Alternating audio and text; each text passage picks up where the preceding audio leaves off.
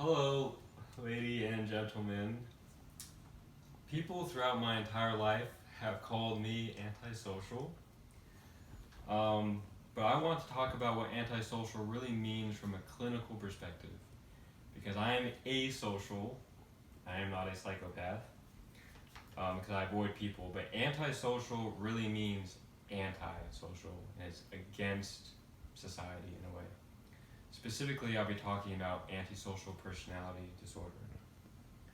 It's important to be able to distinguish antisocial behavior from the conventional bickering or emotional outbursts that you can expect from your children and their peers at school.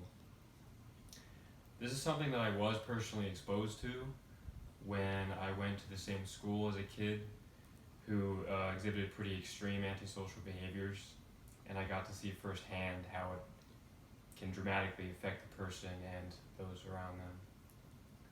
I've also done research on the diagnostic and statistical manual of mental disorders to understand the criteria and symptoms. And these symptoms involve the person thinking and feeling quite differently than normal, and they can manifest in their behavior in pretty extreme ways. I'll also finish off with a real life example. So what is antisocial personality disorder? According to the DSM-5, the symptoms include little to no empathy, a persistent pattern of violating the rights of others, nonconformity, irresponsibility, impulsivity, anger, and hostility. It's comorbid with ADHD and substance abuse disorder. The most important thing that people don't understand is that these symptoms need to have been present before age 15, in which case they would be diagnosed with conduct disorder, which is basically the child version of antisocial. If these symptoms persist up until 18, they would then officially qualify for antisocial personality. Genetics do play a large role. It tends to run in families. Males are 5 times more likely than females to develop it, which is not surprising.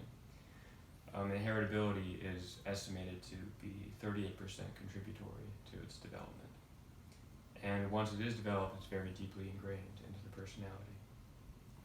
The home environment of these people tends to be ridden with neglect, abuse, alcohol, and substance abuse. Now that you understand the symptoms, we'll see how it manifests in the behavior. They tend to use others and take advantage of people, of the weak and vulnerable. They'll often use intimidation tactics to control others. And it's very common for them to initiate violence.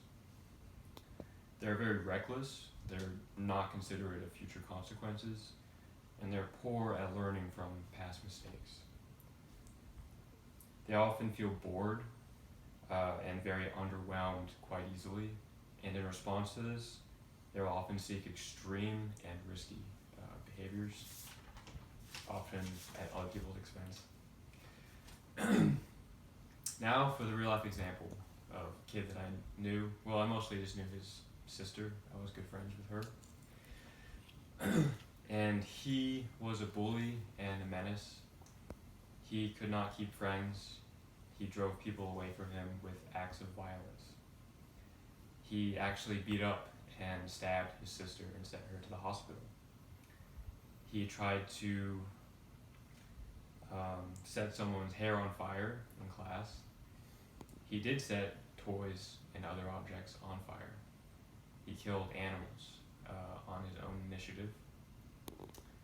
He was definitely more on the extreme end of the spectrum. He was extremely irresponsible and didn't do his classwork or his homework. And he would often start fights and get into school trouble like suspension and expulsion. As you can see, ASPD is an extreme state of mind that has a dramatic impact on themselves and others. And the important thing is to be able to distinguish between asocial behavior and antisocial behavior. Because antisocial behavior is like the world is against you and you are their enemy, they are your enemy. It's very aggressive, and the main theme is just having no remorse with violating others' rights. So now that you know what antisocial personality disorder is, do you still think that I am antisocial? Nope. Thank you very much for listening, and that is all.